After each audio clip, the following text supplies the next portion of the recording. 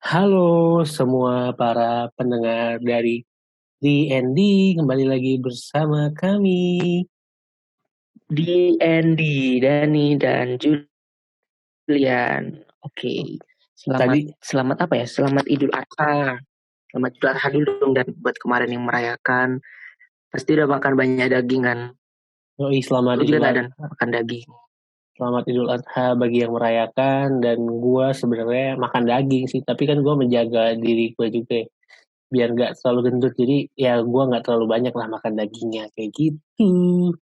Oke, mantap. Biar lu diet ya, dan ya, karena emang udah kayak sedikit oversize sebenarnya lu tuh, dan Yoi. harus menjaga pola makan.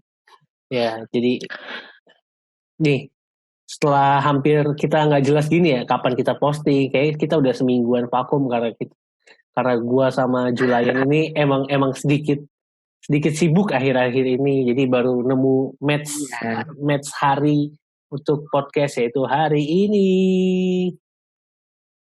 Betul banget. Kita kayak sibuk, kayak jadwalnya tuh pasti ada yang tabrakan gitu. Aku bisanya kapan dan bisanya kapan gitu. Akhirnya ini merelakan tidak ikut rapat hal, menelatkan diri untuk membuat podcast ini ya, Dan ya. Iya. Maaf Agatha.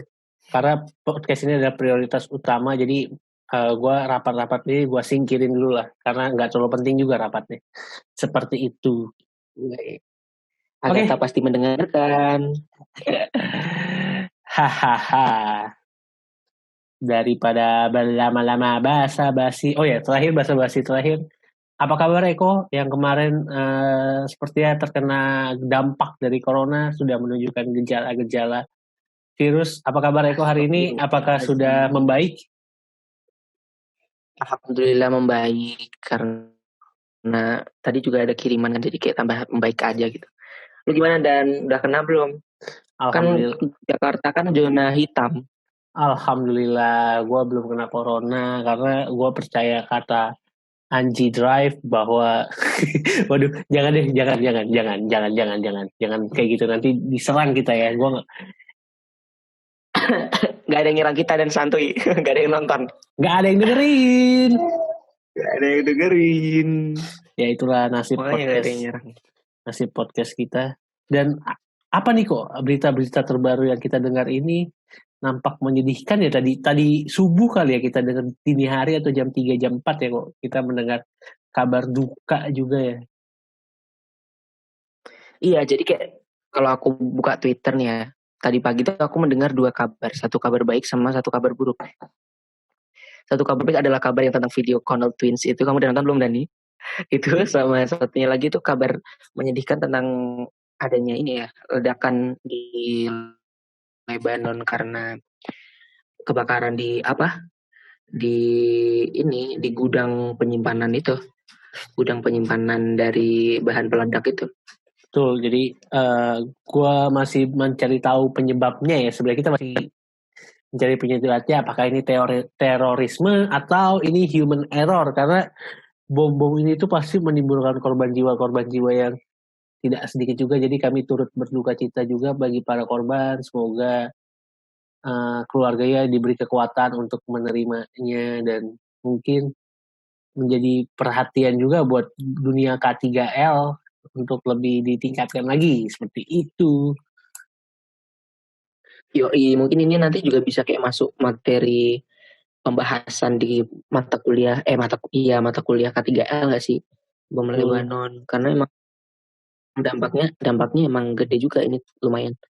Yang luka-luka berapa yang meninggal. Nih gue bacain beritanya sedikit ya. Menurut info yang gue dapat, 70 orang tewas dan 3.000 luka-luka.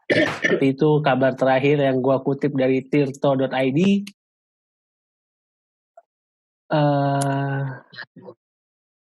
Buat diberi kesembuhan untuk yang luka dan diberi ketabahan buat orang-orang yang ditinggalkan saudaranya.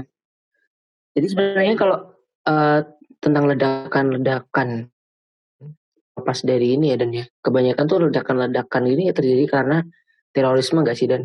Iya, sebagian besar yang diliput oleh media ya, yang diliput media itu terorisme atau untuk penggiringan opini, kalau konspirasinya seperti itu. Karena media ini sudah dipegang oleh elit global yang ingin menakut-nakuti kita, seperti itu katanya. Betul sekali. Dan sebenarnya untuk penyebab utama penyebab utama dari ledakan ini yang gue dapat dari gue searching tadi itu dikarenakan oleh amonium nitrat yang biasanya ada di pupuk-pupuk itu. Tapi masih diinvestigasi lebih jauh apakah ini terorisme atau human error. Belum ada berita yang mengabarkan kejadiannya dengan detail gitu. Kayak gitu. Dan tadi sebenarnya juga ada sedikit konspirasi itu tentang meledaknya itu. Katanya itu juga itu ledakan gedenya itu kan awalnya kayak kebakar biasa gitu kan. Nah terus ada ledakan gede itu karena dikirim misil sama si Israel katanya. Ada yang membuat konspirasi tersebut gitu. Waktu gue baca tadi. Emang semuanya itu penuh dengan konspirasi. Ya, elit global itu jahat. Jadi yang bilang teori konspirasi itu nggak ada, coba mohon dibuktikan, bukan itu sih di nggak tahu lah gue mau ngomong apa. Gue jadi nyalain orang. Pokoknya sebenarnya konspirasi ini kalau masih teori belum ada buktinya, tapi ada beberapa yang sudah ada bukti dengan jelasnya, dengan gamblang dinyatakan. Cuman itu tidak terlalu di blow up oleh media karena yang kita tahu bahwa kalau gue mengamini bahwa media-media internasional yang besar-besar itu dipunyai oleh segelintir orang doang. Jadi kayak filtering informasi lah, seperti itu. Wah, kita jadi bahas konspirasi nih. Bahas ke episode ini kan. Episode 10 masih konspirasi itu kita. Yoi, dengarkan episode 10. Pernah konspirasi banyak. Ya, salah satu yang kita bahas adalah ledakan juga ya, ini 9/11 di Amerika Serikat, Washington ya. Washington DC, kita di situ pernah bahas bahwa itu adalah rekayasa seperti itu. Dan udah ada buktinya. Jadi kita nggak merekayasa, bisa dilihat lah video ledakannya kayak gitu. Dan ahli-ahli sudah berbicara tentang itu. Betul tidak kok? Betul banget. Kita bahas banyak di konspirasi. Terus kalau kayak terorisme ledakan itu sebenarnya di Indonesia juga nggak jauh-jauh dari itu, iya nggak sih? Kayak misalnya tahun 2016 kan yang ledakan yang ada bom Tamrin itu loh Dan. Iya, jadi di Jakarta terjadi bom di daerah Tamrin, benar. Itu sekitar pukul 9 dan gue sebenarnya melalui jalan tersebut beberapa jam sebelum itu. Jadi ceritanya gini. Ceritanya adalah gue waktu itu pulang dari Malang habis study tour atau habis SMA gue ngadain jalan-jalan ghost to kampus, istilahnya ngecek kampus buat pengenalan kampus. Pada ya itu tujuan utamanya, tapi tujuan utama gue adalah untuk jalan-jalan, refreshing kayak gitu. Kapan lagi kan lu seminggu libur diizinin sama SMA. Jadi waktu itu tuh gue nyampe di stasiun Gambir kalau nggak salah itu jam 6 pagi. Terus cek gue langsung pulang jam 6:30. Gue naik Grab sama teman gue. Jam 6:30 gue naik Grab atau Gokar. Udah ada belum ya Grab atau Gokar? Udah kali ya? Gak tahu, udah deh. Kalau nggak salah itu udah ada. Gue sama teman gue bareng karena searah rumahnya. Jadi enggak, gue nggak naik Grab atau Gokar. Gue bareng teman gue dijemput. Dia dijemput orang tuanya, gue nebeng. Kayaknya gitu deh. Terus pulang itu nyampe rumah jam 7. Gue lewat jalan itu kok masih jam 7, masih belum ada bom. Terus gue kan capek banget kan habis studi tour. Gue di kereta kayaknya gak tidur, gue capek banget. Nyampe rumah gue langsung tidur sampai jam 1. Pas gue lihat berita, apa ini? Kok ada ledakan-ledakan? Waduh, gue langsung kayak gemeter gitu loh, anjing. Itu kan jalan yang tadi gue lewati. Kayak gitu. Lu pernah gak sih kayak takut kan sekali? Kayak selamat dari Iya. Untungnya itu bukan final destination ya. Kalau final destination ujung-ujungnya gue mati. mati mengenaskan. Tapi alhamdulillah gue masih hidup dan sehat sampai sekarang. Iya, gue langsung bilang wah anjir. Gue langsung ngelain teman gue yang baru, anjing, namanya si A, anjing. ini jangan kita lewatin. Untung tadi kita langsung pulang. Kalau kita ini aja kena ledakan, cuar. Gitu. Kalau ada 2-3 korban jiwa ya, yang itu karena terorisme juga. Gitu. Kalau menurut lo sendiri tuh kenapa sih dan kayak mereka tuh melakukan hal-hal tersebut gitu? Melakukan aksi-aksi bom bunuh diri, mungkin aksi-aksi bom-bom yang lain. Ya aksi terorisme itu menurut lo tuh karena apa? Kita emang gak ada tema-tema tertentu gitu ya. Kita lompat-lompat dari tadi ya. Sangat bridgingnya sangat bagus. Jadi, betul banget.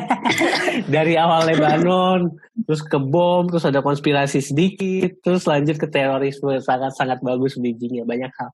Gue kayak narasumber padahal gue gak tahu apa-apa ya sebenarnya.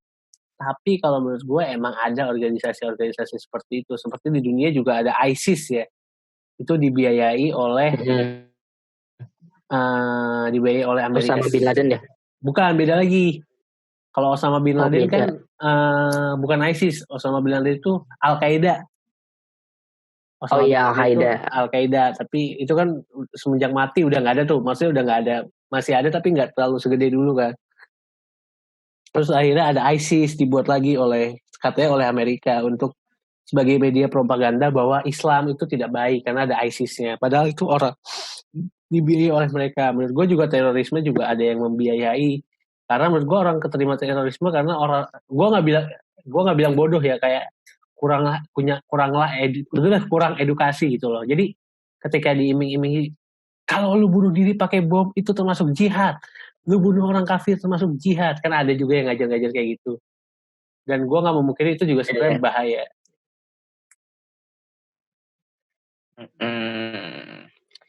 Bener banget. Sangat melompat-lompat sampai teroris. Yoi. Kalau lu sendiri nih kok, lu ngelihat bom-bom atau terorisme itu kayak gimana sih? Menurut lu sendiri dari pandangan orang-orang awam gitu loh. Kalau gue kan orang-orang terpelajar yang udah banyak ilmu pengetahuannya ya.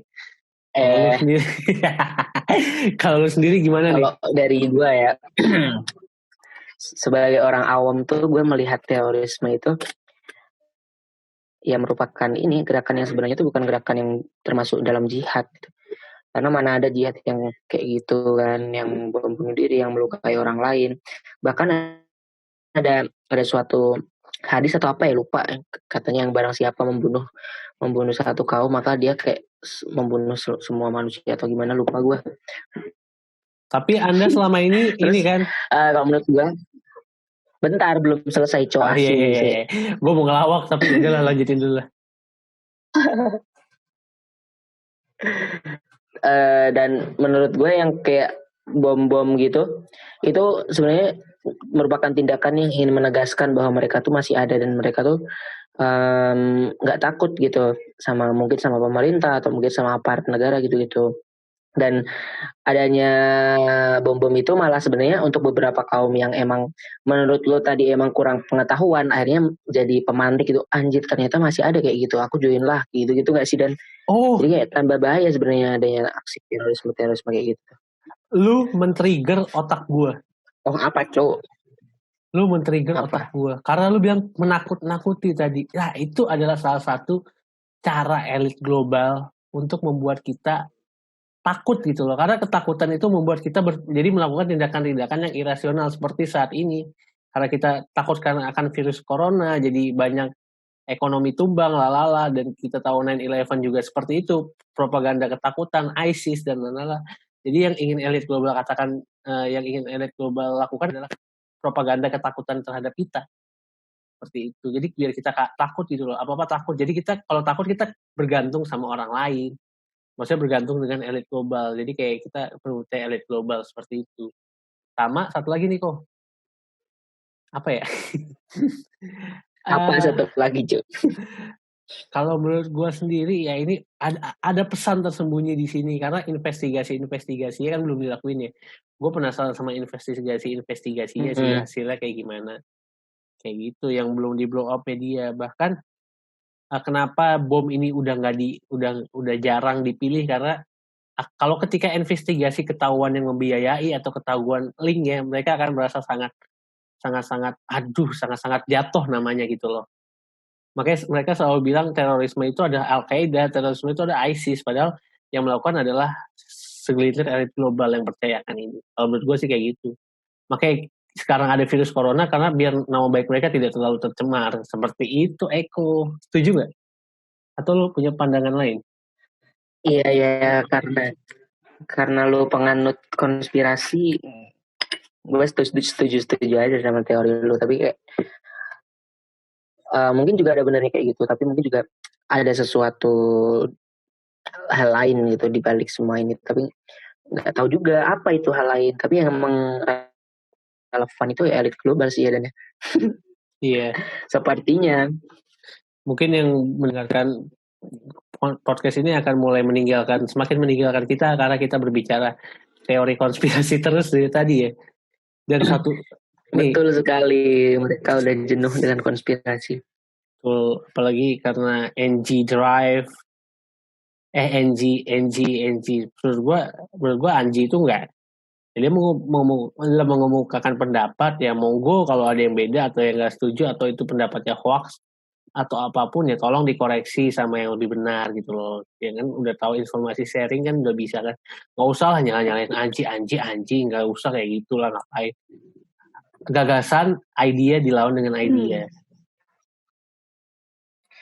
Ya mungkin kenapa banyak haters yang kayak benci sama Anji itu mungkin karena mereka berpikirnya tuh gini, dan dia kan Anji kan sebagai public figure di mana kayak penontonnya tuh banyak, nggak cuma satu orang, nggak cuma golongan satu aja, tapi ada yang golongan nggak berpendidikan nonton Anji. Nah imbasnya apa kalau misalnya golongan nggak pendidikan, nggak tahu apa-apa, lihat video Anji itu dan tanpa melakukan klarifikasi ke mungkin ke ke situs lain atau gimana atau tanya ahli itu kan pasti mereka udah percaya gitu loh sama opini Anji karena dia emang banyak followers, dia udah terkenal gitu, makanya orang-orang pada benci sama dia sebenarnya dia seharusnya kalau mau berpendapat tuh juga ada dasar yang kuat dan jangan asal gitu. Kenapa orang-orang benci sama Anji tuh menurut gue karena hal itu gitu. Yes, of course. Ya, I agree with that. Tapi menurut gue ya public figure nggak boleh disalahkan. Ini ruang publik, ruang terbuka. Jadi ya udahlah. Kalau lu mau nyalahin ya nyalahin Anji nggak apa-apa. Udahlah ya. Tapi yang benar ya lu udah tahu faktanya kan. Nggak usah lah nyalahin orang atau apa. Udah lu counter argumen udah selesai. Anji udah minta maaf udah selesai. Perkara case close gitu loh. Maksud gue gitu. Janganlah langsunglah menghina Anji. Itu kan aspeknya udah ke psikologis. Menurut gue kasihan juga kan orang-orang karena itu ya Anji udah ngerasa efek jeraknya juga udah ada lah bagi dia lah. Buat public figure itu udah hal biasa. Tapi menurut gue nggak suka sama orang-orang yang tiba-tiba nyalahin ya lu mau nyalahin pemerintah bangsat. Awal-awal pemerintah juga ngomong ada kalung corona ada apa itu juga perdebatan juga kan, tapi nggak dikatain sebesar Anji karena Anji nggak main UU ITE kali ya kalau pemerintah main di hal itu. Iya benar. Ya seperti itulah Indonesia. Oke, lu lah budaya Indonesia. Ngomongin ledakan nih kok, lu pernah buat ledakan sendiri nggak kok? Ledakan. Anjir, ledakan apa cok? Percon, petasan. Ya ledakan apapun. Petasan cok. Apa kayak ledakan selalu? Ya kalau ledakan petasan pernah sih gue bikin kalau Idul Fitri itu biasanya kayak tetangga gue tuh bikin bikin petasan, dan petasannya tuh seukuran itu loh, dan kaleng cat segitu, jadi kayak langsung bleng gitu.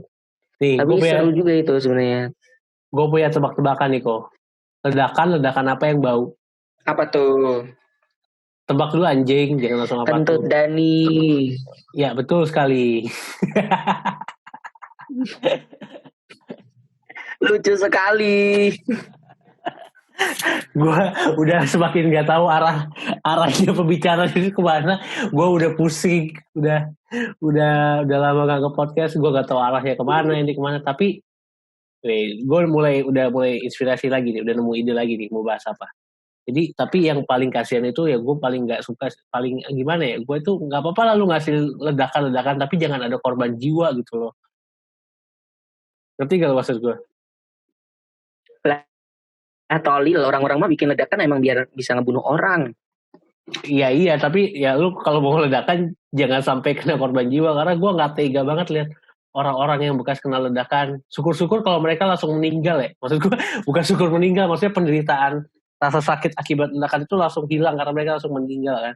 Tapi ketika mereka harus hidup bisa ada luka bakar, ada yang harus diamputasi, itu gue nggak tega banget cacat permanen. Iya itu udah nauzubillah min zalik terjadi pada kita gitu loh. Iya nggak sih lu pernah ngelihat orang-orang kayak gitu gak sih? Gila. Gue lihat aja merinding loh. Iya pernah. Bahkan kayak di apa namanya, di mata kuliah K3L itu juga pernah kan dibahas kayak ledakan di mana itu akhirnya ngebuat si pekerja yang emang masih hidup dan emang dia terkena dampaknya itu ke psikologisnya itu sampai kena gitu. Akhirnya dia jadi orang yang berbeda karena traumatik. Iya gitu. Iya. Itu nggak cuma berdampak ke satu orang, psikologinya pasti kena kayak gitu. Iya, seperti gue bukan ledakan sih ininya, mungkin kecelakaan ya istilahnya. Kayak yang sering pernah diundang di Kick Andy, di mana dia pilot masa waktu itu di Curug kalau nggak salah itu. Mereka latihan pilot, cuman ada beberapa kesalahan dan pesawatnya jatuh nabrak instruktur sama ininya. Alhamdulillah dua-duanya selamat, tapi ada luka cacat yang sangat besar di diri mereka gitu loh. Dan itu gue kayak nggak tega gitu lihatnya, maksudnya oh man, it's not supposed like that, kayak gitu loh. Kayak banyak sih sebenarnya kayak dokumenter yang ngebahas kayak gitu, tapi menurut gue itu nggak layak lah buat lu pelaku-pelaku yang ingin coba-coba ngebom. Lu pikirin lah, coba diri lu yang cacat kayak gitu, bayangin mau nggak, jangan mau ngerusakin orang lain doang. Mikir keluarga lu, mikir bos. Orang kok siap bos. Iya, kayak kalau di Indonesia mah terkenalnya apa ya, Nurdin M Top ya kalau terorisme ya. Apa? Terkenal teroris Indonesia, golongan Nurdin M Top. Nurdin siapa? Lu nggak tahu Nurdin M Top? Nggak kenal. Dia salah satu terorisme terkenal di Indonesia. Bom Bali apa ya? Kan bom Bali 2 kali tuh, 2 kali juga. Jadi di Indonesia itu udah beberapa. Yang paling gua kesel adalah bom yang terjadi di Ritz-Carlton, Hotel Ritz-Carlton, tahu nggak lu? Tahun 2009. Nggak tahu gua. Ya Allah, Anda ini wawasannya sangat sempit sekali ya. Kayak di Hotel Mumbai gitu bang? Enggak, di Indonesia. Di Indonesia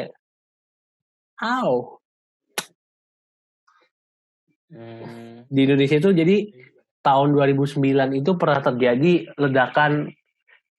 Jadi ada orang bawa koper, nah koper ini isinya bom di Hotel Ritz-Carlton. Ritz-Carlton itu nyatu sama mall apa-apa gitu di Jakarta. Jadi waktu itu tuh 2009 tuh klub kesayangan gue, klub bola kesayangan gue, Manchester United itu mau datang ke Indonesia, nginepnya di Hotel Ritz-Carlton kebetulan sama, tapi di cancel gara-gara ada kejadian bom itu, dan pihak Manchester United merasa tidak aman gitu loh karena pernah terjadi bom di situ kayak gitu. Jadi menurut gue juga ya banyak lah efeknya. Iya. Kalau mau bikin bom itu sebenarnya ini apa? Lu dulu deh, gue nggak jelas soalnya. Ya kalau ngomongin bom itu sebenarnya gue malah mikirnya sebenarnya itu buat apa gitu lah, ada bom, ada misil. Kalau emang semuanya itu bisa berjalan damai, berjalan tanpa adanya peperangan atau gimana sebenarnya. Kalau misal emang semuanya damai atau gimana, tentara kayak gitu nggak perlu nggak sih, dan kayak yang jaga negara terus jaga apa gitu. Ya ampun, nggak ini cuy, nggak relevan ke topik kita, mohon maaf. Gak apa-apa. Gue udah bingung sebenarnya mau bahas apa. Iya, gue juga udah bingung. Udahlah, terakhir ini podcaster gak jelas kita dari kemarin. Karena kita dari kemarin tuh bingungan bahas apa ya. Di tengah kesibukan kita waktu riset podcast kita tuh yang jelas yang cuma ada ininya, yang cuma ada bintang tamunya pasti jelas. Kalau enggak itu susah buat jelas sendiri. Sebenarnya itu podcast kita itu jelas 5 episode awal doang. Karena viewersnya paling banyak listenernya. Setelah itu langsung 10, 6, 7. Ya inilah. Jadi It's okay. ya mungkin kita akan memberikan konten berkualitas di episode berikutnya. Karena kita lagi hektik, sibuk semua ya untuk ngeriset. Nggak ada waktu tapi untuk memuaskan para hasrat, para fans kita. Jadi kita take podcast hari ini. Jadi biar kalian nggak terlalu kangen gitu sama kita. Karena kita udah vakum seminggu ya Dan ya. Lebih ya. Gue mau nanya, vakum apa yang bisa ngebersihin? Vakum cleaner, ya bener. Iya betul. Jelas loh. Ya semakin gak jelas ya obrolan kita. Mungkin sekian aja kali ya kok.